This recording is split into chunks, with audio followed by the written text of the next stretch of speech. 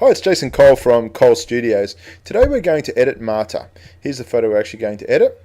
Okay, it's a photo we shot out on a farm a few months back. The photo looks really good, but to me it's obviously too red. I actually shoot in cloudy white balance because I really like the cloudy white balance. I like what it does to the skin tones.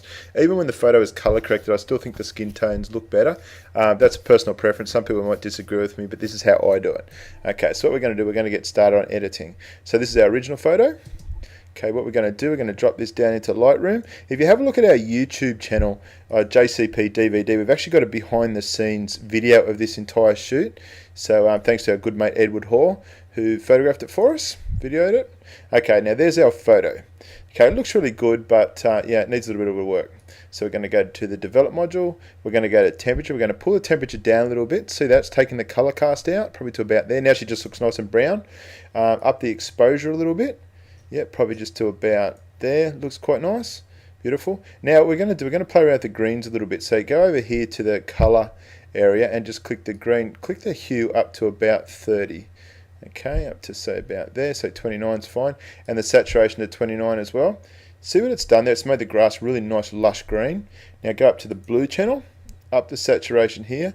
Again, say 35 on the blue channel and drop the luminance down to say minus 27. We're really going to bring out that blue a little bit later in Photoshop.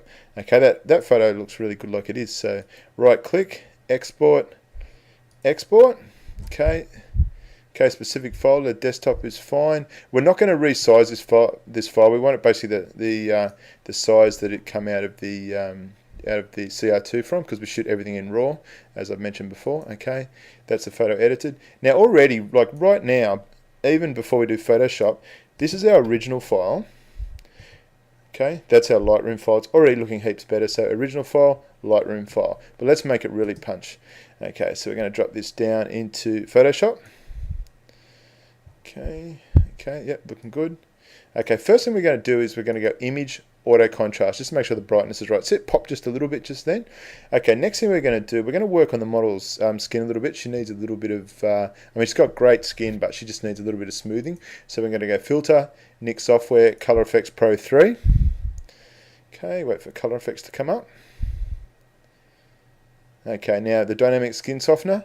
Now over here, we're going to go probably about a little bit stronger with this one because I won't really want to make it punch. So what we've got the large details on 10%, medium details on 15%, small details on 20%, and the color rich we're going to have 25%. Remember I was talking before about keeping that in a nice straight line? I think, in my opinion, that's how it works better. Just to make sure we've got the color spot on, we're going to use the color picker here. Just click up here.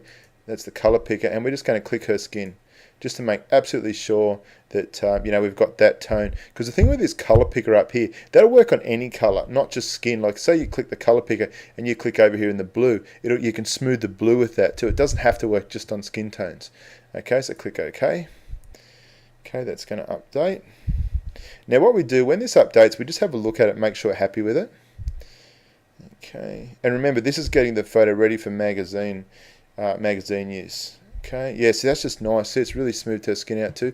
Probably maybe just a little bit too much down here through the legs though. So what we're going to do, we're just going to come over here and we're going to drop the opacity of that layer down just a little bit, maybe to about, say 60%. I think that's pretty much spot on. Yeah, it looks really good. Now we're going to go layer, flatten image. Okay, so now the image is flat.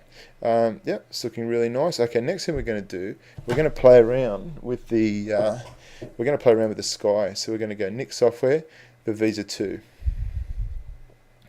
Okay, now the beauty about Vivisa is Vivisa only affects the color you're working on. So we're going to add a control point, say to about there, and we're going to make that bigger. So to about here, it's really good too. Now drop the brightness down. You watch the sky go real nice and blue. See, the blue's really popped out now. Probably down to about there. The contrast is fine. Saturation maybe a little bit more blue. Don't overdo the blue though, because you don't want to kill it with the blue. Now the beauty about structure, remember structure gives us detail in the sky, but it also removes detail. So if we drop that structure right down, what that's going to do, it's going to make the blue just really nice and soft, which is perfect. Okay, the rest of that's looking really good. Click OK. Okay, it's going to apply that filter. Okay, now we go layer, flatten image. Now what I want to do, I want to bring a little bit more detail in this shadow. So we go image, adjustments, shadow highlight, pull out the detail. You watch, you see that detail just pop out, and it only affects the shadows, which is really cool. It doesn't affect the rest. So that's like before, that's after. So now we've got more detail in our shadows. Remember, we are working on a CR2 file. This is extracted from a CR2 file. Okay, so it's looking good. Next thing I'm going to do with this file, I like the tummy here just doesn't quite look right because Marta had KFC for lunch. So we're going to go filter, liquify. But before we do liquify, instead of liquifying the whole photo, what we're going to do, we're going to go over here and click the, see over here, yep. Click this tool over here. Okay, the rectangular marquee tool. Okay, and we're just going to select just this area. And then we're going to go filter, liquify. Now what that'll do, that'll just collect just this area here without everything else. Okay, it'll start liquefying in a sec. Because basically all we really want to do is just liquefy the main part of the image, not the entire image. Okay, it's coming in. It's a little bit slow because I have an external hard drive connected, and the external hard drive just decided to start up as it does in the middle of the demo. Okay, so now what we're going to do, we're going to go, I'm holding down Command and plus to zoom in a little bit. Now see there, like her stomach looks good. I just want to pull in just a little bit though. So what I do, I go up here and I click the forward warp tool, which is this one up here. Now see the arm here. We've got that nice straight part of the arm there. We're going to liquefy basically straight down along that arm. So what you do, go over here. You basically click, see right on that pivot point there, hold that down and just pull it down, level with the arm though. Okay, see to about there. Notice the arm shape itself hasn't moved, but the stomach's pushed in. Then you go down here and just push the tummy in here. Just do it gradually, just in there. Yeah, nice and flat. Hold shift down to pull up there a little bit more. I don't like this bit here. See her ribs are sticking out just a little bit. Just push that in just a touch, like that, to about there. Click OK. Okay, bang. How's that looking? So now we've got our model. That's what a stomach actually looks like normally, but I think she just, maybe just a bad angle. Okay, what we're going to do now, we're going to pull out some more detail in the model's face.